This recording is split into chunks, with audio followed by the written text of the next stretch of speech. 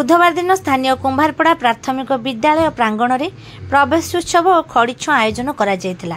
विद्यालय प्रधान शिक्षयित्री दीप्ति मंजरी पट्टनायक अध्यक्षतार यह कार्यक्रम अनुष्ठित होइतिला।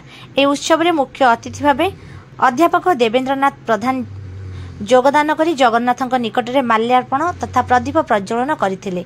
एहा सहित 22 नंबर वार्डर प्राक्तन काउंसिलर सुदर्शन साहू, समाजसेवी बादल प्रधान, पूर्वतन प्रधान शिक्षयित्री प्रमीला महाराणा, विद्यालय परिचालना कमिटीर सभापति विष्णुप्रिया मिश्र एवं युव इंजीनियर प्रताप कुमार शतपथी प्रमुख सम्मानित अतिथि भाग जोग देइथिले।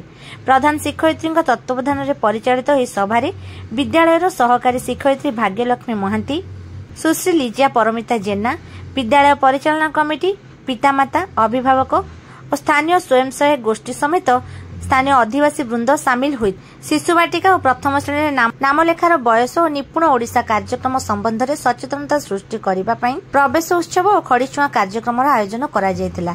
शिक्षक शिक्षयित्री विद्यालय नुआ पिलामानंकु पारंपरिक रीति फूल और चंदन दे स्वागत करी हाथ तियारी नाम फलक को नाम टैप पिलामानंकु देई दरी रे गोलाकार रे बसा जायतिला। प्रवेश उत्सव अवसर में माननीय मुख्यमंत्री वार्ता को प्रधान शिक्षयित्री पढ़ी शुणाइथिले।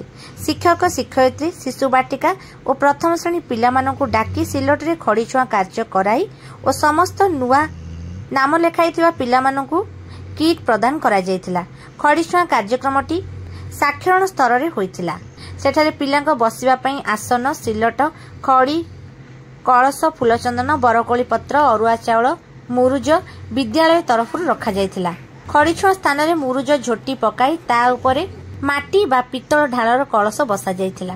विद्यालय नाम लेखाइबा पई आस्थिबा पिला सेमानक पितामाता और अभिभावक मानकु डाकी जनक पर जणे पिलांकु आसन उपरे बसाई सेमानक मुंडरे चंदन टीपा लगई बरकोली पत्र पकाई आशीर्वाद देइतिले। एहा परे शिक्षयित्री भाग्यलक्ष्मी महांती, लिजिया परमिता जेना पिलांकर हाथ धरी सिलट उपरे 3टी गोल करथिले। पिलांकु गोल उपरे 2 थर मड़ाइबा पई कहिथिले। एई खड़ीछुआ कार्यक्रम सरिबा परे बैठक रे उपस्थित थिबा समस्त अतिथि मानक उपस्थिति रे शिक्षा संबंधी स्थानीय समस्या प्रसंग उपरे आलोचना करा जायतिला।